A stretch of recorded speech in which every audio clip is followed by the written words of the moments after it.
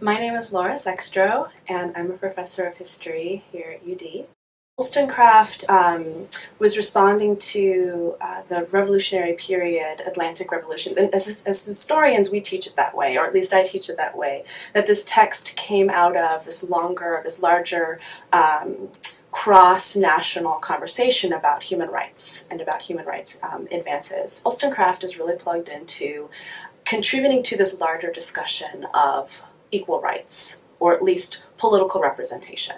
And while she starts talking about or contributing to and supporting the revolutionary man and ideas of revolutionary rights, she's also participating in these larger cross-national conversations about rights for women.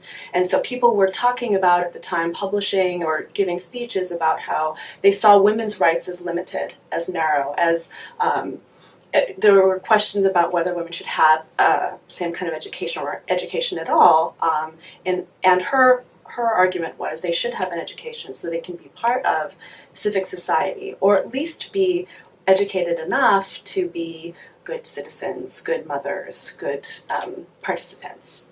So it kind of had a little bit of a roller coaster in terms of reception.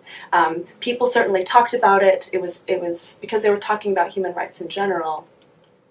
But there was a brief moment where people then discredited her work because of her character. So Wollstonecraft was part of the middle class, right? And she had some children out of marriage and sort of a couple of love affairs. And according to some of the scholars that who I've read or that I'm referencing right now, have talked about the middle class and notions of respectability in the late 1700s being particularly difficult for women who have children out of a kind of heteronormative relationship, a married relationship. And so part of her writing this text, I think, was in part a very personal a way of trying to suggest that she should have access to, as a woman, she should have access to having political say, owning private property, having an education. And then, of course, there's still the larger public, political, social question that she's also participating in that larger discussion. Well, I guess as a gender historian, it's one of the many important early texts before women had the right to vote, before women had a political voice or an official political voice, is this idea of what women should have access to.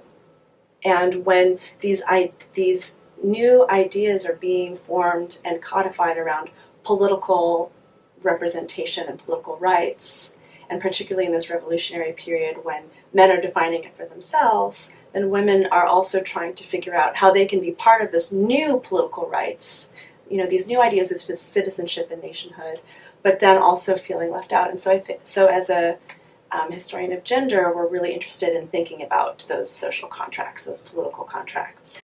So personally, I'm kind of a bibliophile. I like having the objects, the books, not just reading them, because I think that the books themselves have power.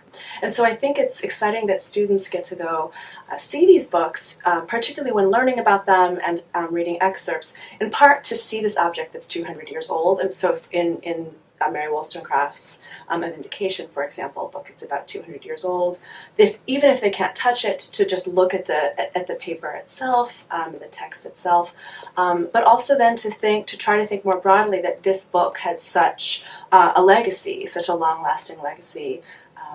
So hopefully, if anything, will help students feel like they can see history. I wouldn't be here if it were not for Mary Wollstonecraft. Half of my students wouldn't be here if it weren't for Mary Wollstonecraft. I still think there's still a lot to be done for women. For women's rights in terms of equal pay, access to equal political rights, healthcare. But I am very indebted to her work and to then scholars picking up and continuing the legacy of her work. So I hope that my students can have that same sense of sort of awe and respect for that work, and then being able to see it in front of them. That book in itself has power and had power and continues to have power.